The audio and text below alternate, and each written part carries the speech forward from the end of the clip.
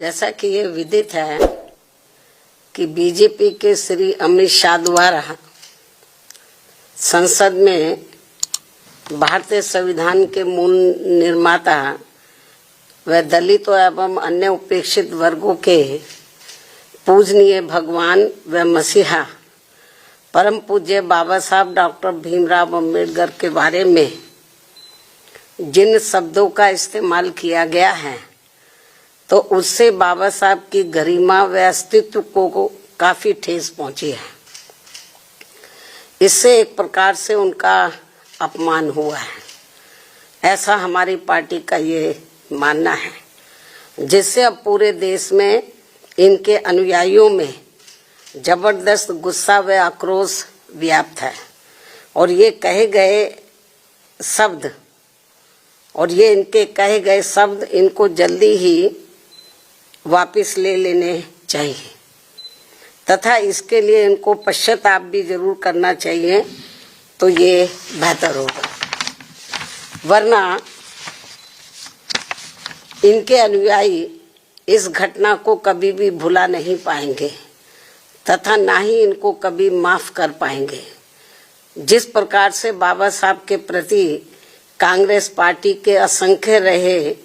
गलत कारनामों को इनके अनुयायी अभी तक भी भुला नहीं पाए हैं और ना ही ये कभी कांग्रेस पार्टी को माफ करने वाले हैं, चाहे ये अपने कितने रंग ढंग व चाल आदि भी क्यों ना बदल लें। इतना ही नहीं बल्कि कांग्रेस पार्टी ने बाबा साहब के देहांत के बाद तो इनके नाम को व संविधान निर्माण में रहे इनके अहम योगदान को भी इतिहास के पन्नों से मिटाने की भी पूरी कोशिश की है। हालांकि अपने इस मकसद में ये पार्टी अब तक जरूर कामयाब हो जाती, ये कांग्रेस पार्टी अब तक जरूर कामयाब हो जाती यदि बाबा साहब डॉक्टर भीमराव अम्बेडकर के देहांत के बाद इनके अधूरे रहे कारवा को आगे बढ़ाने के लिए मान्यवर श्री कांशीराम जी अपना पूरा जीवन समर्पित करके वे आगे नहीं आते, जिसको मंजिल तक पहुंचाने के लिए मुझे भी अपनी पूरी जिंदगी समर्पित करनी पड़ी है। इसके साथ ही मान्यवर श्री कांशीराम जी ने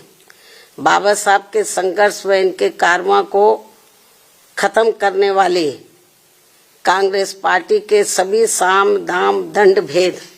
आदि हथकंडों का मुकाबला करके वे उनसे सावधानी बरतते हुए तब फिर बीएसपी का गठन किया है, जिससे अब कांग्रेस बीजेपी व अन्य सभी जातिवादी एवं संकीर्ण मानसिकता रखने वाली पार्टियां किस्म किस्म के हथकंडे इस्तेमाल करके कमजोर करने में लगी है। जबकि यूपी में 4 बार बीएसपी के नेतृत्व में रही सरकार ने जिस प्रकार से यूपी की राजधानी लखनऊ में व दिल्ली के नजदीक नोएडा में भी बाबा साहब डॉक्टर भीमराव अम्बेडकर के सम्मान में अनेकों भव्य व ऐतिहासिक स्मारक संग्रहालय व स्थल आदि बनाए हैं, साथ ही इनके नाम पर यहाँ अनेकों जनहित की योजनाएं शुरू की गई हैं, नए जिलों के नाम आदि भी रखे गए हैं, जिनमें से बाद में काफी कुछ को समाजवादी पार्टी की सरकार ने बदल भी दिया है, जो इस पार्टी की बाबा साहब के प्रति इनकी नफरत को भी दर्शाता है, जो अब कांग्रेस के साथ मिलकर इनके सम्मान की हवाई बातें कर रहे हैं। इसी प्रकार इन वर्गों से जुड़े अन्य संतों गुरुओं व महापुरुषों आदि को भी पूरा आदर सम्मान दिया गया है, जिससे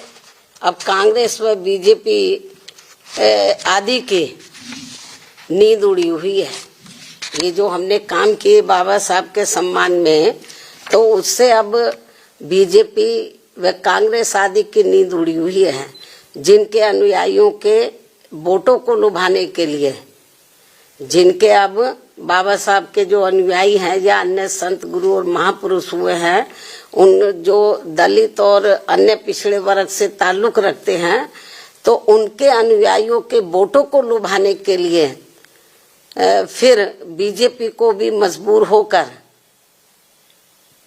वे अपने दिल पर पत्थर रखकर इनके सम्मान में कुछ कदम भी उठाने पड़े। और अब कांग्रेस पार्टी भी बाबा साहब के दलित व अन्य उपेक्षित वर्गों के वोटों को लुभाने के लिए आए दिन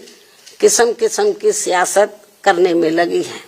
और इसी क्रम में कांग्रेस पार्टी अब इस कोशिश में लगी है